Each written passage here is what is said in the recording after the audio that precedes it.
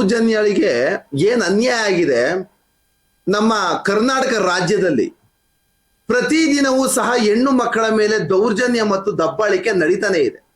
ಸ್ನೇಹಿತರೆ, ನನಗೆ ಈಗ ಒಂದು ಅನಾಮಧೇಯ ಪತ್ರ ಬಂದಿದೆ ನೋಡಿ. ಏನಾಗಿದೆ ಅಂದ್ರೆ ಇಲ್ಲಿ ಕೇಸಲ್ಲಿ ಯಾರೋ ಒಂದು 4-5 ಜನ ಡಾಮಿನೆನ್ಸ್ ಇರ್ತಾರೆ ನೋಡಿ. ಪಾಪ ಯಾರೋ ನೊಂದಂತಹ ವ್ಯಕ್ತಿ ಲೇಡೀಸು ಒಂದು 8 ಪುಟಗಳ ದೊಡ್ಡ ಮಟ್ಟದಲ್ಲಿ ಒಂದು ಮನವಿ ಪತ್ರವನ್ನ ಕಳಿಸಿದ್ದಾರೆ. ಇವತ್ತು ಸಮಾಜ ಏನಾಗ್ತಿದೆ ಗೊತ್ತಾ ಸ್ನೇಹಿತರೆ? ಈ ಏನು ಒಂದ್ ಸ್ವಲ್ಪ ವಿಚಾರವಂತರಿದ್ದಾರೆ, ಅಟ್ಲೀಸ್ಟ್ ಅವರ ಸಂಪರ್ಕಕ್ಕೆ ಯಾರೋ ಒಬ್ರು ಲಾಯರ್ ಆಗಿರ್ಬೋದು, ಪ್ರೊಫೆಸರ್ ಆಗಿರ್ಬೋದು, ಪೇಪರ್ ಆಗಿರ್ಬೋದು, ಈ ತರ ಯಾರು ಒಂದ್ ಸ್ವಲ್ಪ ಚೀಫ್ ಲೆವೆಲ್ ಅಲ್ಲಿ ಇರೋರಿಗೆ ಕಾಂಟ್ಯಾಕ್ಟ್ ಅನ್ನು ಮಾಡ್ತಾರೆ. ಈ ತರ ಮಾಹಿತಿನೇ ಇಲ್ಲದೆ ಇರೋರು, ಕಾನೂನಿನ ಬಗ್ಗೆ ಮಾಹಿತಿನೇ ಇಲ್ಲದೆ ಇರೋರು ಈ ಪ್ರಸಕ್ತದಲ್ಲೂ ಸಹ ಸಾವಿರಾರು ಜನ ನೋವನ್ನ ಅನುಭವಿಸೋರು ತುಂಬಾ ಜನ ಇದ್ದಾರೆ ನೋಡಿ. ಸ್ನೇಹಿತರೆ, ಇದೇನಾಗಿದೆ ಅಂದ್ರೆ ಒಂದಷ್ಟು ಜನ 4-5 ಜನ ವಿಕ್ಟಿಮ್ಸ್ ಇದ್ದಾರೆ, ಒಂದಷ್ಟು ಜನ ಸಮಾಜದಲ್ಲಿ ಪ್ರಭಾವಶಾಲಿಗಳು ಅಂತ ನೋಟಿಸ್ ಅಲ್ಲಿ ಮೆನ್ಷನ್ ಇದೆ ಈ ಮನವಿ ಪತ್ರದಲ್ಲಿ. ಅದರಲ್ಲಿ ಅವನ್ ಯಾರೋ ಕಿಲಾಡಿ ಉಪ್ಪಾರ್ಪೇಟೆ PS ಅಲ್ಲಿ, ಉಪ್ಪಾರ್ಪೇಟೆ ಪೊಲೀಸ್ ಸ್ಟೇಷನ್ ಅಲ್ಲಿ ಏನೋ ಪೊಲೀಸ್ ಅವರು ಅಂತ ಪೊಲೀಸ್ ಹೆಸರಿನಲ್ಲಿ ಅಂದ್ರೆ ಪೊಲೀಸ್ ಆಗಿ ವರ್ಕ್ ಮಾಡ್ತಾರಂತೆ ಅಂತ ಇಲ್ಲಿದೆ. ಪೊಲೀಸ್ ಅವನಾದ್ರೆ ಯಾವುದೇ ಕಾರಣಕ್ಕೂ ಬಿಡಲ್ಲ ಪಾಪ. ಆಮೇಲೆ ಇಲ್ಲಿ ಪಾಪ ಇವ್ರು 8 ಪೇಜ್ ಮನವಿ ಪತ್ರವನ್ನ ಕೊಟ್ಟಿದ್ದಾರೆ ಅಂದ್ರೆ ಇದು ಬ್ರೀಫ್ ಓದ್ತಾ ಇರೋ ಸ್ನೇಹಿತರೆ ಕಣ್ಣಲ್ಲಿ ನೀರು ಬರುತ್ತೆ. ಒಬ್ರು ಶೋಭಾ ಅನ್ನೋರ್ನ ಕಿಡ್ನಾಪ್ ಮಾಡಿ ಇದುವರೆಗೂ ಆಕೆ ಎಲ್ಲಿದ್ದಾರೆ ಅಂತಾನೆ ಗೊತ್ತಿಲ್ವಂತೆ ನೋಡಿ. ಜಸ್ಟ್ ಈಗ ಬಂದಿರೋದ್ರಿಂದ ಹಾಗೆ ಪ್ರೆಸ್ ಮೀಟ್ ಅಲ್ಲಿ ಇದೆ, ಹಾಗೆ ಒಂದು ಕೇಸನ್ನ ಹೇಳ್ತಾ ಇದ್ದೀನಿ. ನಮ್ಮ ಸೌಜನ್ಯರಂತ ಪ್ರಕರಣಗಳು ನಮ್ಮ ಸಮಾಜದಲ್ಲಿ ಪ್ರತಿನಿತ್ಯ ಸಾವಿರಾರು ನಡೀತಾ ಇರುತ್ತೆ. ನಾನು ಪ್ರತಿ ಸಲ ಹೇಳುವಂಥದ್ದು ನಿಮಗೆ ನೋವಾದಂತ ಸಂದರ್ಭದಲ್ಲಿ ಆ ಡೇ 1 ಅಲ್ಲೇ ಸ್ಪಂದಿಸಿ. ನಿಮ್ಗೋಸ್ಕರ ಈಗೇನು ಕೇಸ್ ಇದೆಯಲ್ಲ, ಇದು ಹೆದರುವಂತ ವ್ಯಕ್ತಿಗಳು. ಈ ಆ ಶೋಭಾ ಅನ್ನೋ ಹುಡುಗಿನ ರೇಪನ್ನ ಮಾಡಿ ಕರ್ಕೊಂಡೋಗಿ ಒಂದ್ ಕಡೆ ಕೂಡಾಕಿದ್ದಾರೆ. ಕಿಡ್ನಾಪ್ ಅಂಡ್ ರೇಪ್ ಕೇಸನ್ನ ಬುಕ್ ಮಾಡಿ ಅಂತ ನನ್ನ ಕಳಿಸಿರೋದು. ಅವನ್ನ ಪ್ರತಿದಿನ 15ರಿಂದ 20 ದಿನ ಕೂಡಾಕೊಂಡಿದ್ದಾರಂತೆ. ಕೂಡಾಕೊಂಡು ಪ್ರತಿದಿನ ಅವರ ಮೇಲೆ ಅತ್ಯಾಚಾರವನ್ನ ಮಾಡ್ತಿದಾರಂತೆ. ಅತ್ಯಾಚಾರ ಮಾಡದಂತ ವಿಡಿಯೋಗಳನ್ನ ಮಾಡ್ಕೊಂಡು ಅವ್ರ ಹತ್ರ ಇಟ್ಕೊಂಡಿದ್ದಾರೆ. ಆ ವಿಡಿಯೋಗಳನ್ನ ನೀನೇನಾರು ಆಚೆ ನಮ್ಮ ಬಗ್ಗೆ ಹೇಳದಂತ ಸಂದರ್ಭದಲ್ಲಿ ಆ ವಿಡಿಯೋಗಳನ್ನ ನಾವು ಸೋಷಿಯಲ್ ಮೀಡಿಯಾದಲ್ಲಿ ಪ್ರಸಾರ ಮಾಡ್ತೀವಿ, ನಿಮ್ಮ ಮಾನ ಮರ್ಯಾದೆನ ಕಳಿತೀವಿ ಅಂತ ಈ ರೀತಿ ಬೆದರಿಕೆಗಳನ್ನ ಹಾಕ್ತಾಗ ಏನಾಗತ್ತೆ, ಆ ನೊಂದವರ ಮನಸ್ಥಿತಿ ಆಟೋಮೆಟಿಕಲಿ ವೀಕ್ ಆಗತ್ತೆ.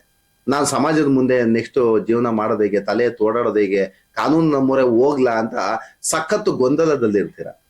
ದಯಮಾಡಿ ನೊಂದ ಹೆಣ್ಣು ಮಕ್ಕಳಿಗೆ ನಾನು ಮಾಹಿತಿ ಕೊಡುವಂಥದ್ದು, ಈ ತರ ಅತ್ಯಾಚಾರದಂತ ಪ್ರಕರಣಗಳಲ್ಲಿ ನೀವು ಯಾವುದೇ ಕಾರಣಕ್ಕೂ ಹಿಂದೆ ಹೆಜ್ಜೆ ಇಡಬಾರ್ದು. ನಿಮ್ಮ ಅಧಿಕಾರಿಗಳು, ನಿಮ್ಮ ಲೋಕಲ್ ಇನ್ಸ್ಪೆಕ್ಟರ್ ಆಗಿರ್ಬೋದು, ACP DCP, ನನ್ನ ಅನಿಸಿಕೆ ಪ್ರಕಾರ ನೀವು ಡಿಸ್ಟಿಕ್ DCP ಅಥವಾ ಕಮಿಷನರ್ ಹತ್ರ 100% ನ್ಯಾಯ ಸಿಗತ್ತೆ. ನೀವ್ ಯಾಕೆ ಕಾನೂನಿನ ಮೊರೆ ಹೋಗೋದಿಲ್ಲ? ನೀವು ನಿಮ್ಮ ಮಾನ ಮರ್ಯಾದೆಗೆ ಹಂಚ್ಕೋತೀರಾ, ಬಟ್ ಇದನ್ನ ಅವರು ವೀಕ್ ಪಾಯಿಂಟ್ ಆಗಿ ತಗೊಳ್ತಾರೆ. ಯಾವ್ದಾದ್ರು ಒಂದಷ್ಟು ಅಲಿಗೇಷನ್ ಬಂದಿದೆ, ಈಗಾಗಲೇ ಮಾನ್ಯ ಇನ್ಸ್ಪೆಕ್ಟರ್ಗೆ ACP ಅವ್ರಿಗೆಲ್ಲ ಮಾಹಿತಿ ಕೊಟ್ಟಿದ್ದೀನಿ. ಇಮಿಡಿಯೇಟ್ ಸುಮೋಟೋ FIR ಹಾಕ್ಬಿಟ್ಟು ಎನ್ಕ್ವೈರಿ ಸ್ಟಾರ್ಟ್ ಮಾಡಿಸಿ ಅಂತ ಮಾಹಿತಿ ಕೊಟ್ಟಿದ್ದೀನಿ. ಈಗೇ ಸ್ಟಾರ್ಟ್ ಆಗ್ತದೆ. ಒಂದು ಪೊಲೀಸ್ ಅವನಾದ್ರೂ ಬಿಡಲ್ಲ, ಯಾವನು MLA ಜೊತೆ ಅವನಂತೆ, ಆಮೇಲೆ ಏನೋ 100 ಕೋಟಿ ಹೊಡೆಯೋರಂತೆ. ನಿಮ್ಮನ್ನಂತೂ ನಾನು ಯಾವುದೇ ಕಾರಣಕ್ಕೂ ಬಿಡಲ್ಲ. ಆಮೇಲೆ ಸಮಾಜದಲ್ಲಿ ಈ ಮಟ್ಟಕ್ಕೆ ಅನ್ಯಾಯನ ಮಾಡೋವಂಥದ್ದು, ಕಿಡ್ನಾಪ್ ಅನ್ನ ಮಾಡಿ ಎಲ್ಲೋ ಒಂದ್ ಕಡೆ ಅದು ಅಜ್ಞಾತ ಸ್ಥಳದಲ್ಲಿ ಇರಿಸ್ಕೊಂಡು 15-20 ದಿನ ಅತ್ಯಾಚಾರವನ್ನ ಮಾಡಿದಂತ ಮಾಹಿತಿಯನ್ನ ಕೇಳಿದವರೇ ಈ ಮಟ್ಟಿಗೆ ಬರ್ದಿದ್ದಾರೆ ಅಂದ್ರೆ ಇನ್ನು ಅನುಭವಿಸೋರು ಯಾವ ಮಟ್ಟದಲ್ಲಿರಲ್ಲ. ಇಮ್ಮಿಡಿಯೇಟ್ ನೀವ್ ಯಾರೇ ಇದು ಈ ಒಂದು ವಿಡಿಯೋ ಆದ ಕೂಡ್ಲೇನೆ ಇಮಿಡಿಯೇಟ್ ಎಲ್ಲಿರ್ತೀರಾ ಹತ್ತಿರದ ಪೊಲೀಸ್ ಠಾಣೆಗೆ ಈ ಶೋಭಾ ಅಥವಾ ಮತ್ತೊಬ್ರು ಮಗದವ್ರು ಬರ್ಬೇಕು. ಇಮಿಡಿಯೇಟ್ ರಿಲೀಸ್ ಮಾಡಿ ಅವ್ರ ಪಾಪ ಅವ್ರಿಗೆ ಜೀವನ ಮಾಡೋದಕ್ಕೆ ಅವಕಾಶ ಮಾಡ್ಕೊಡಿ. ಇಮಿಡಿಯೇಟ್ FIR ಹಾಕ್ಸ್ಬಿಟ್ಟು ನಿಮ್ಮನ್ನಂತೂ ಬಿಡಲ್ಲ ನಾನು.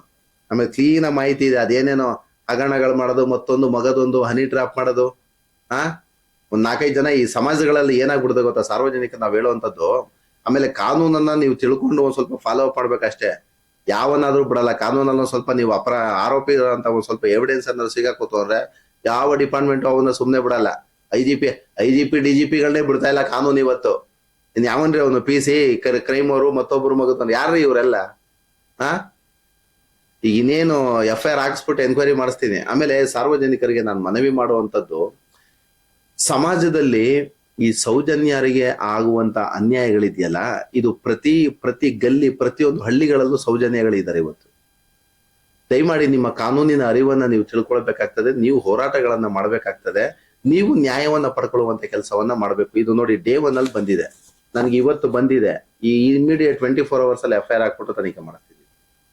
ನೀವು ಯಾರೇ ಆಗ್ಲಿ ಇಮಿಡಿಯೇಟ್ ನಿಮ್ಗೆ ಅನ್ಯಾಯ ಆಯ್ತಾ, ಇಮಿಡಿಯೇಟ್ ನೀವು ಅಧಿಕಾರಿಗಳನ್ನ ಸಂಪರ್ಕ ಮಾಡಿ ಅದಕ್ಕೆ ಸಂಬಂಧಪಟ್ಟ ಸಾಕ್ಷ್ಯಾಧಾರಗಳನ್ನ ಅವ್ರು ಕೊಟ್ಟು ಇದು ಮಾಡಿದ್ರೆ ಅವನು ಯಾವ PC ಆದ್ರೂ ಅಷ್ಟೇ, ಕಮಿಷನರ್ ಆದ್ರೂ ಅಷ್ಟೇ, ಜೈಲೇ. ಆಮೇಲೆ ಹೆದರ್ಕೋಬಾರದು. ನಿಮ್ಗೆ ಅನ್ಯಾಯ ಆಗಿದೆ ಅಂದ್ರೆ ನೀವೇ ಹೋರಾಟ ಮಾಡೋದಕ್ಕೆ ಹಿಂಜರಿದ್ರೆ ನಿಮಗ್ ನ್ಯಾಯ ಕೊಡ್ಸೋರು ಯಾರ್ರಿ? ಯಾರೋ ಎಷ್ಟೊಂದ್ ಜನ ಮುಂದೆ ಬರ್ತಾರೆ. ನಿಮ್ಮಲ್ಲಿ ನೀವು ಧೈರ್ಯ ಇದ್ದು, ನಿಮ್ಮಲ್ಲಿ ನೀವು ಕೋರ್ಟ್ ಪೊಲೀಸ್ ಸ್ಟೇಷನ್ ಹೋಗ್ ಬರ್ತೀರ, ನಿಮ್ಗೆ ನ್ಯಾಯ ಸಿಗುತ್ತೆ. ನೀವು ಹೆಲ್ಪ್ ಮಾಡೋರು 1 ಸಲ 2 ಸಲ ಬರ್ತಾರ ಅಷ್ಟೇನೆ, 24 ಸಲ ಬಂದು ಕೂತ್ಕೊಳ್ತಾರ ನಿಮ್ಗೆ? ದಯಮಾಡಿ ಈ ರೀತಿ ಅನ್ಯಾಯಕ್ಕೆ ನಾವ್ ಯಾವುದೇ ಕಾರಣಕ್ಕೂ ಬಿಡೋದಿಲ್ಲ. ಆಮೇಲೆ ಅದ್ಯಾರೋ PC, ಕ್ರೈಮ್ ಅವರು, ಪೊಲೀಸ್ ಅವರು ಎಲ್ಲ ಪಾಪ ಇಷ್ಟು ಉದ್ದ ಲೆಟರ್ ಬರ್ದು ಹಾಕಿದ್ದಾರೆ ಅಂದ್ರೆ ಅವ್ರು ಎಷ್ಟು ತಾಳ್ಮೆಯಿಂದ ಬರ್ದಿದ್ದಾರೆ, ಎಷ್ಟು ನೋವಿನಿಂದ ಈ ಲೆಟರ್ ಬರ್ದು ಹಾಕಿದ್ದಾರೆ ಅಂತದ್ದು ನನಗೆ ತಲೆ ಕೆಡ್ತಾ ಇದೆ. ಇಮ್ಮಿಡಿಯೇಟ್ ಇದ್ರ ಮೇಲೆ FIR ಹಾಕಿಸ್ತಾ ಇದ್ದೀನಿ. ಆಮೇಲೆ ಅವ್ರು ಯಾರು ಇಟ್ಕೊಂಡಿದ್ರೆ ಇಮ್ಮಿಡಿಯೇಟ್ ಅವ್ರನ್ನ ಕಳ್ಸ್ಕೊಡ್ಬೇಕು, ಹತ್ರದ ಪೊಲೀಸ್ ಠಾಣೆ ಕಳಿಸ್ಬಿಟ್ಟು ನನಗೆ ಮಾಹಿತಿ ಬರ್ಬೇಕಿದು. ಸ್ನೇಹಿತರೆ, ಆಮೇಲೆ ಇದು ಯಾವುದೇ ಕಾರಣಕ್ಕೂ ಈ ಹೆಣ್ಣು ಮಕ್ಕಳು ನೊಂದೋರು ಇರ್ತಿರಲ್ಲ, ನೀವು ಧೈರ್ಯವಾಗಿ ಹೋರಾಟ ಮಾಡಿ, ನಿಮ್ಗೇನು ತೊಂದರೆ ಕೊಡ್ತಾರಲ್ಲ ಅವ್ರ ವಿರುದ್ಧ ನೀವು ಕಾನೂನುಬದ್ಧ ಹೋರಾಟ ಮಾಡಬೇಕು ಅಂತ ಈ ಮೂಲಕ